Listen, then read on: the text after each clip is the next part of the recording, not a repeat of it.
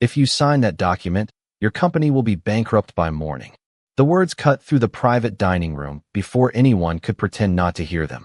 Naomi Carter stood beside the polished walnut table, one hand wrapped around a silver serving tray, the other resting at her side. For 3 seconds, nobody moved. The room was filled with people who wore watches worth more than her annual salary. People who discussed million-dollar acquisitions over untouched plates of steak and salmon.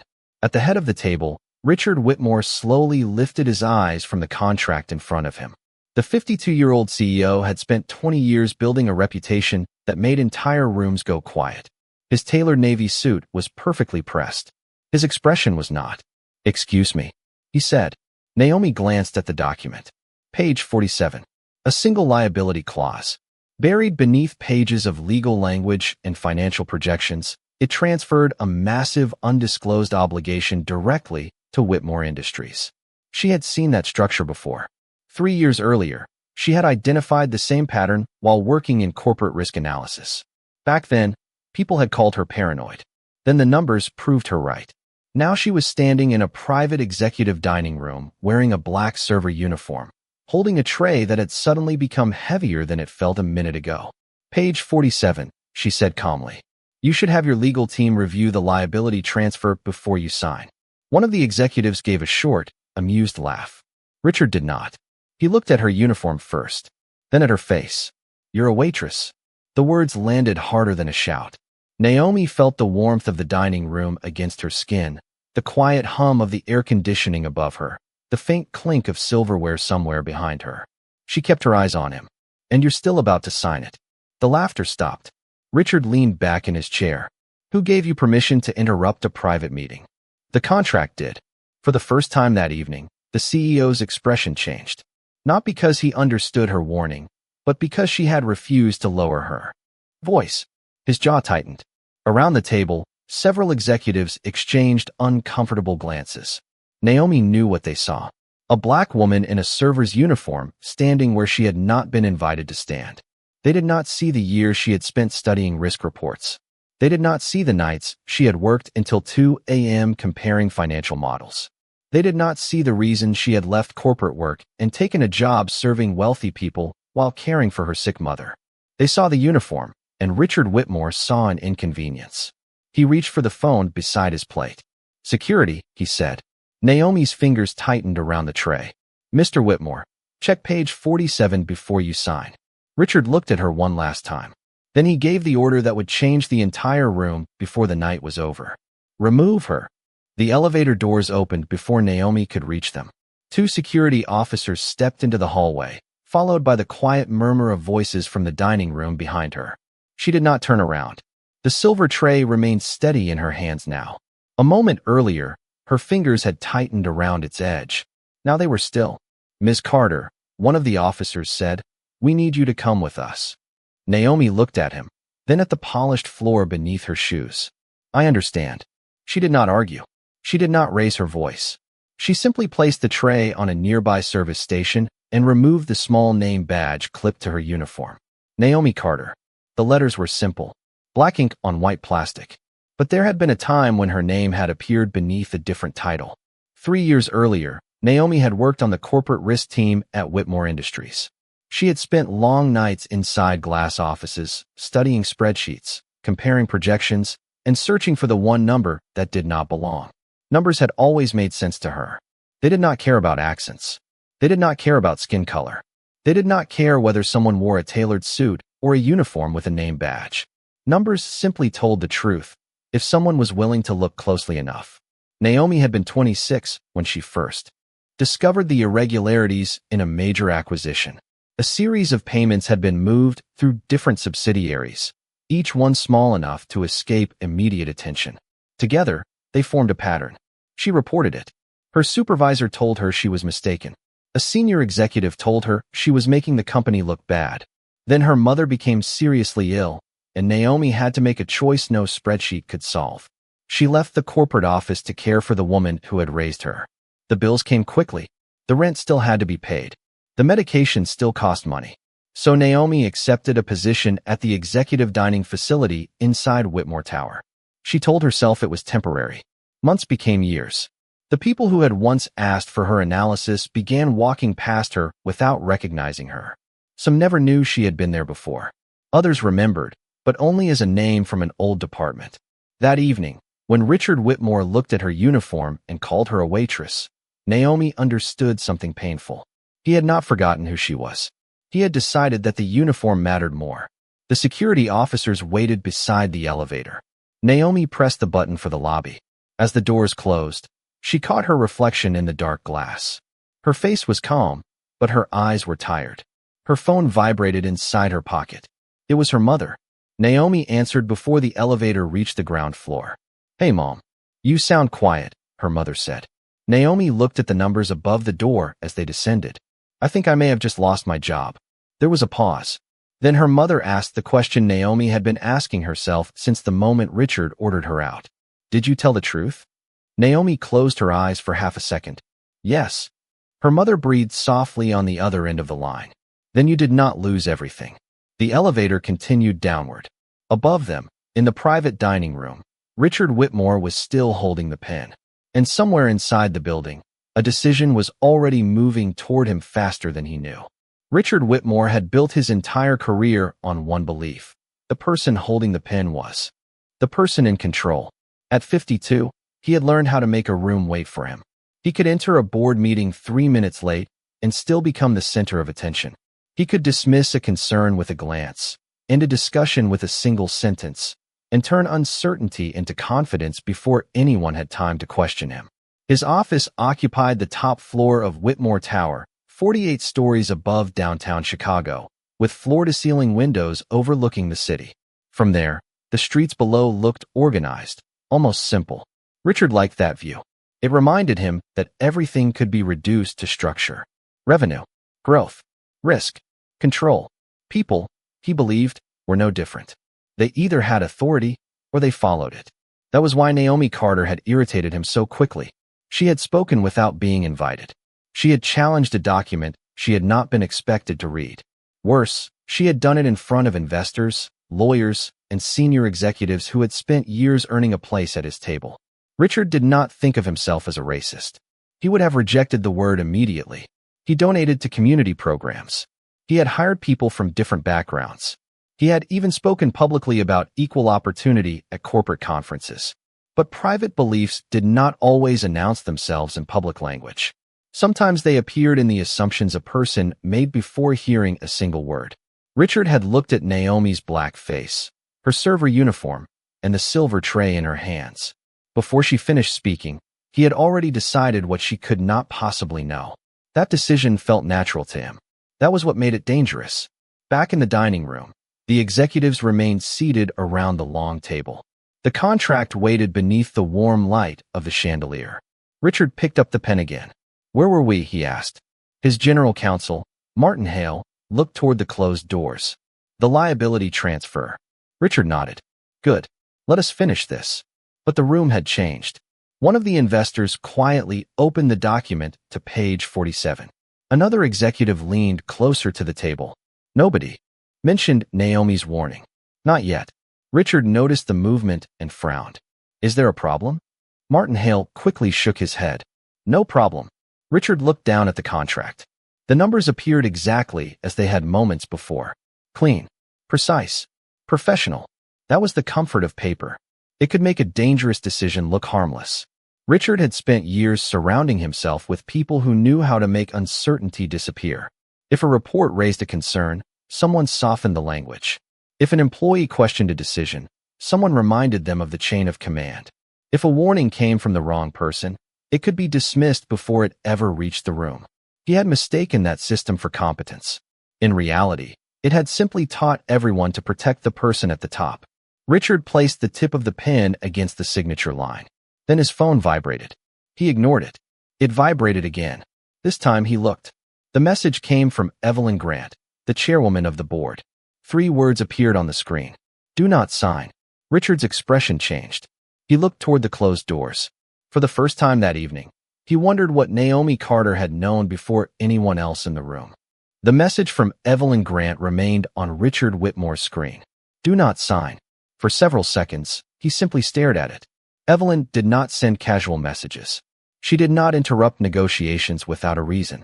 As chairwoman of the board, she had spent years watching Richard turn difficult decisions into profitable ones.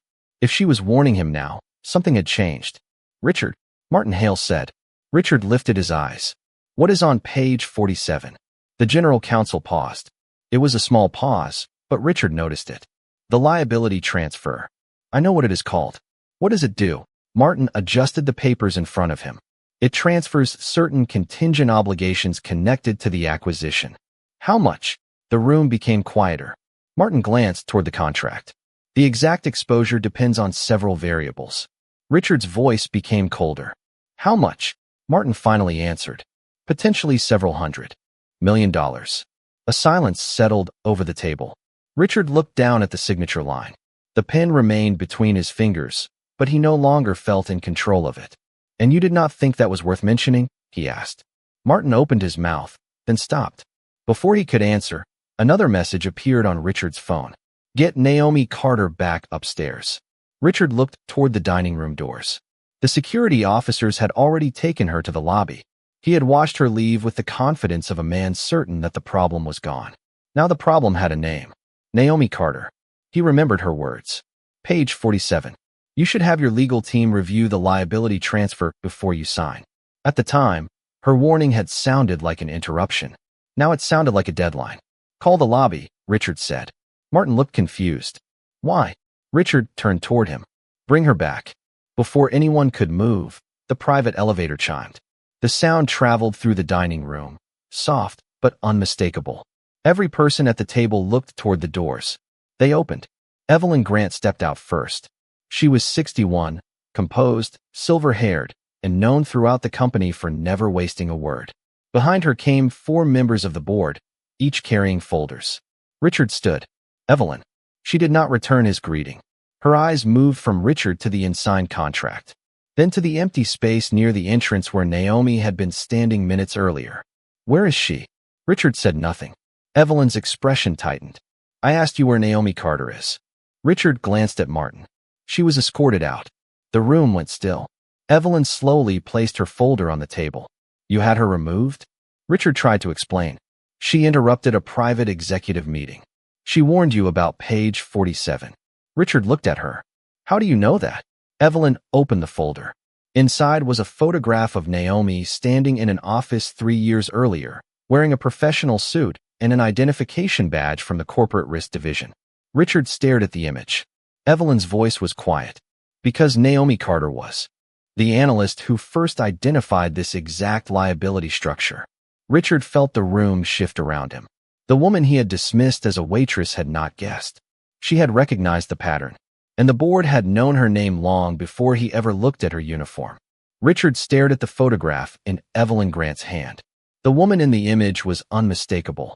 Naomi Carter stood beside a wall of financial charts, her hair pulled back, her expression focused, her name displayed beneath a corporate risk analyst title. She looked younger, but not unfamiliar. Richard had seen that same calm expression in the dining room. He had simply refused to believe it belonged to the woman carrying his coffee. 3 years ago, Evelyn continued, Naomi identified a liability pattern connected to an acquisition that nearly exposed this company to a major financial loss. Richard looked toward Martin Hale. "You knew about this?" Martin lowered his eyes. "I knew she had worked in risk analysis." "That is not what I asked." Martin said nothing. The silence answered for him. Richard turned back to Evelyn. "Why was she serving dinner tonight?" Evelyn's gaze remained steady. "Because she left the corporate office to care for her mother. Because she needed a job with flexible hours. Because this company has a habit of forgetting the people who once protected it." The words landed quietly, but Richard felt each one. He looked at the contract again. Page 47. The same structure. The same hidden exposure. The same warning. Only this time, Naomi had recognized it before the signature was placed. "Bring her back," Richard said. Evelyn did not move. "You already sent security to remove her." "Then call them." "You call her." Richard looked at her. "What?" Evelyn's voice remained calm. "You ordered her out. You can be the one to ask her to return." Richard reached for his phone. His thumb hovered over the screen. For the first time in years, he found himself unsure what words would be acceptable. He had told Naomi to leave because he believed her position made her opinion irrelevant. Now he needed the same woman to return because her knowledge might save the company from a decision he had nearly made. He called the lobby. Naomi answered after the third ring. "Hello." Richard heard the quiet hum of the building behind her. "Naomi, this is Richard Whitmore." There was a pause. "Yes." He looked around the room. Every member of the board was watching him. "I need you to come back upstairs." Another pause. "Why?" Richard glanced at page 47. "Because I want to discuss the contract."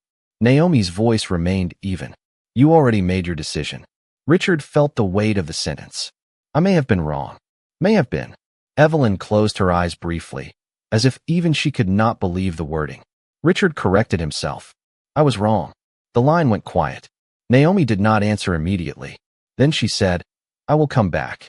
The call ended. Richard lowered the phone. He expected relief. Instead, he felt something unfamiliar. Shame. Not because Naomi had been right. That part was simple. He felt shame because he had needed a boardroom crisis to recognize what he had dismissed in seconds. Minutes later, the elevator began rising from the lobby. Richard stood beside the unsigned contract. The pen remained on the table. The room waited.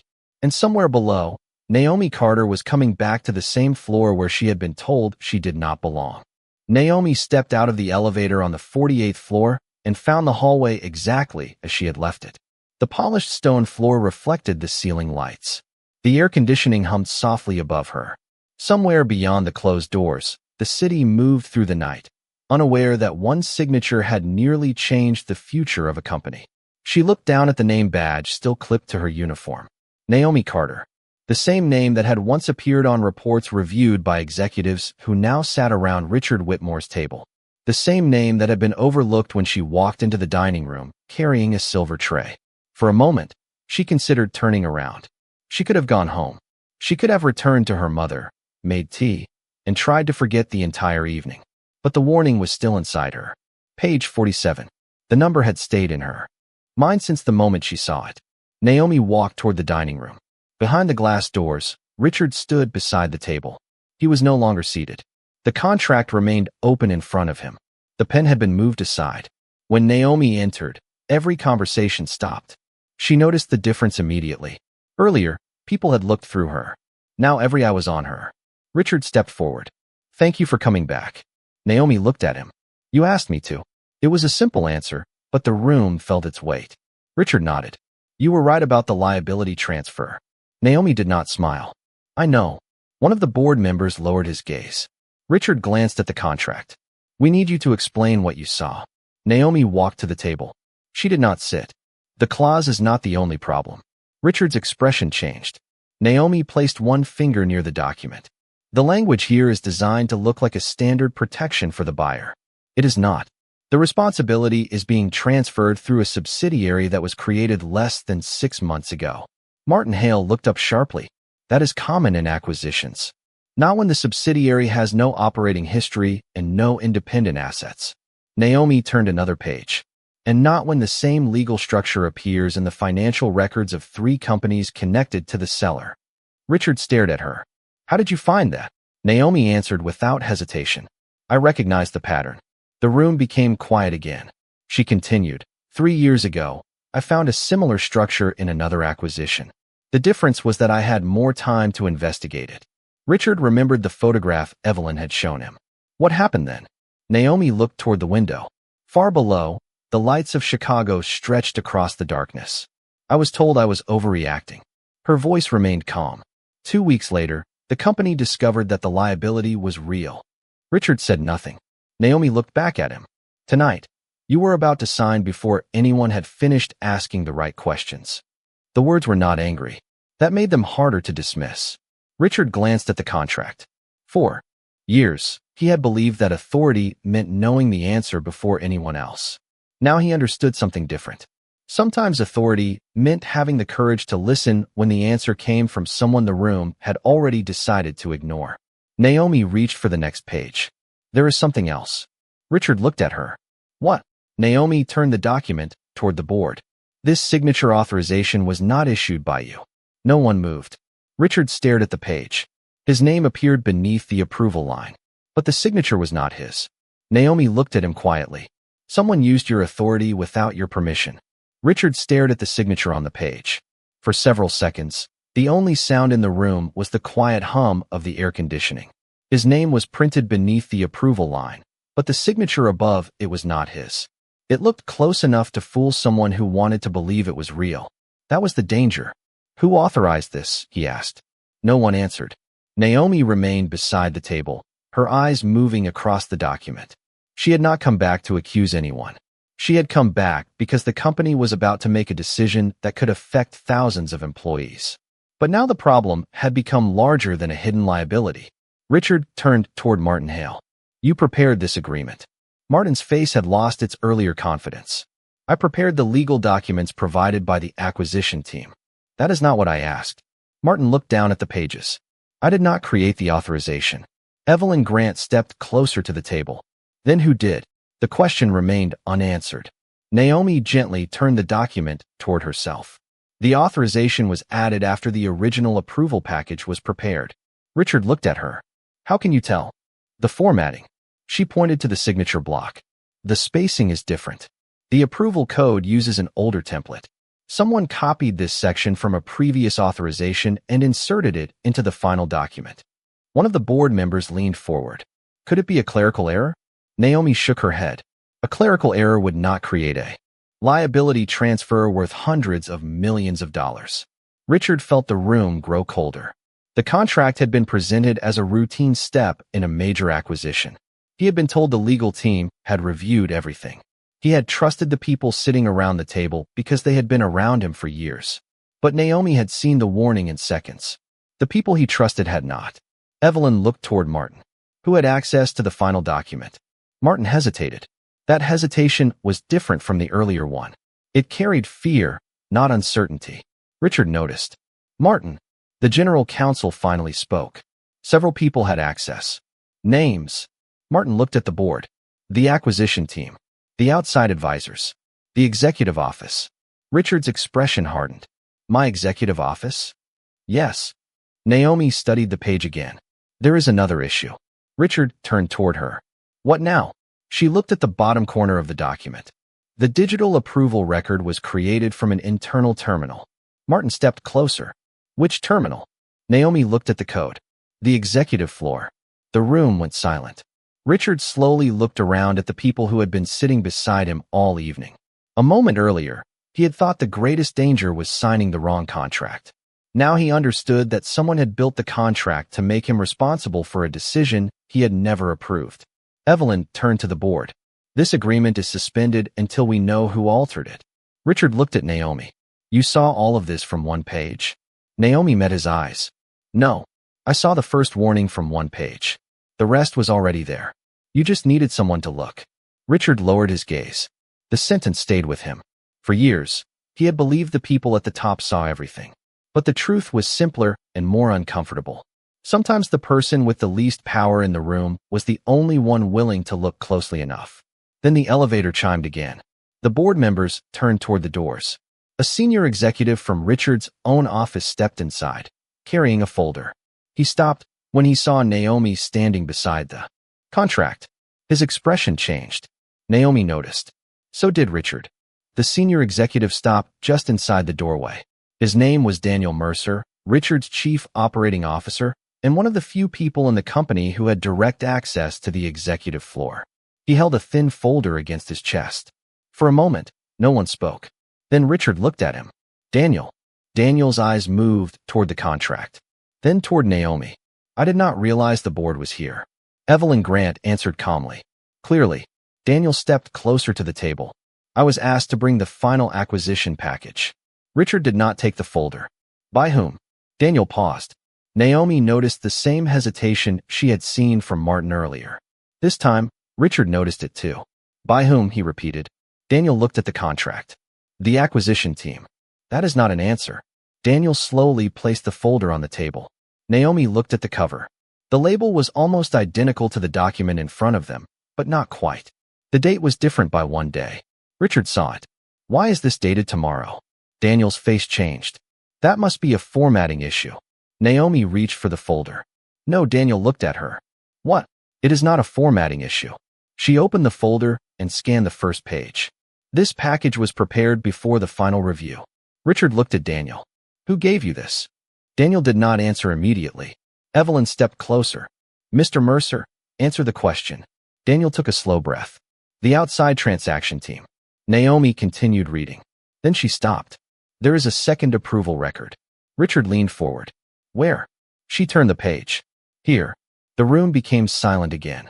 The second record showed an approval from Richard's executive office, dated 2 days before the contract had officially reached his desk. Richard looked at Daniel. I did not approve this. Daniel's voice became quieter. The system shows that you did. Richard looked toward the digital record. Then the system is wrong. Naomi shook her head. The system is not wrong. The approval was entered using authorized credentials. Richard stared at her. My credentials? Naomi nodded. Yes. The implications settled over the room. Someone had used Richard's authority to create a record that appeared legitimate. The question was no longer whether the contract was dangerous. The question was who had been preparing the company to blame Richard for it. Daniel looked toward Martin. Martin looked away. Evelyn opened her folder and removed a printed report. We have been reviewing internal access logs for the past 3 weeks, she said. The pattern began shortly after the acquisition negotiations started. Richard looked at her. Why did you not tell me? Evelyn met his eyes. Because we did not know who we could trust.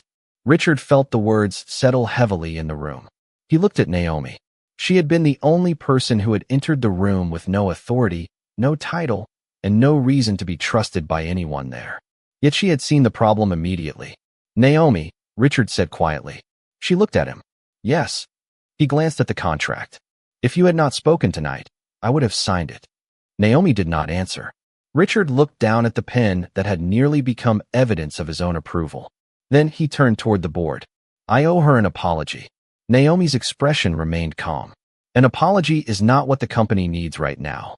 Richard looked at her. What does it need? She pointed to the contract. The truth. For the first time that night, Richard did not argue.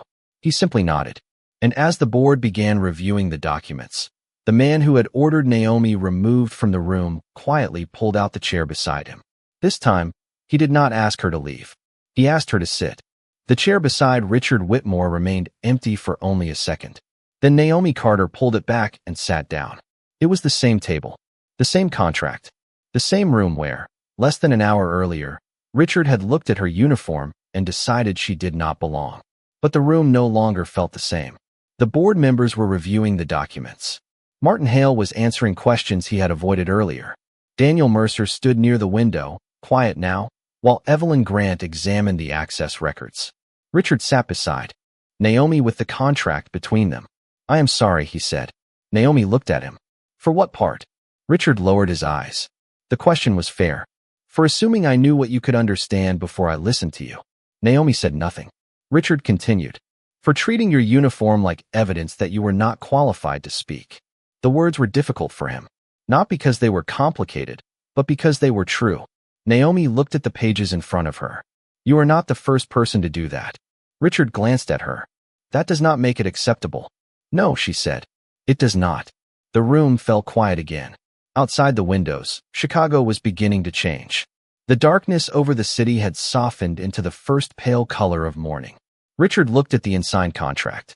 A few hours earlier, he had believed the most important thing in the room was his signature. Now he understood that the signature had never been the real danger. The danger was believing that power made him incapable of being wrong. Evelyn closed the final folder.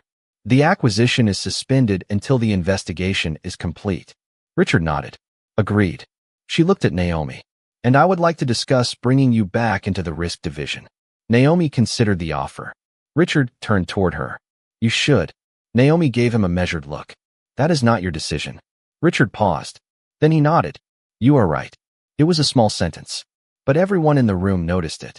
The man who had once expected every answer to come from him had finally learned to leave space for someone else's. Naomi stood. Her shift had ended hours ago. Her mother was waiting at home, and the morning train would soon be crowded with people beginning their day. She clipped her name badge back onto her uniform. Naomi Carter. The same name. The same woman. Nothing about her had changed. Only the way the room saw her had changed. Richard stood as well. This time, He did not ask her to wait. He did not tell her where to go. He simply opened the door. Naomi walked into the hallway. The lights reflected softly across the polished floor.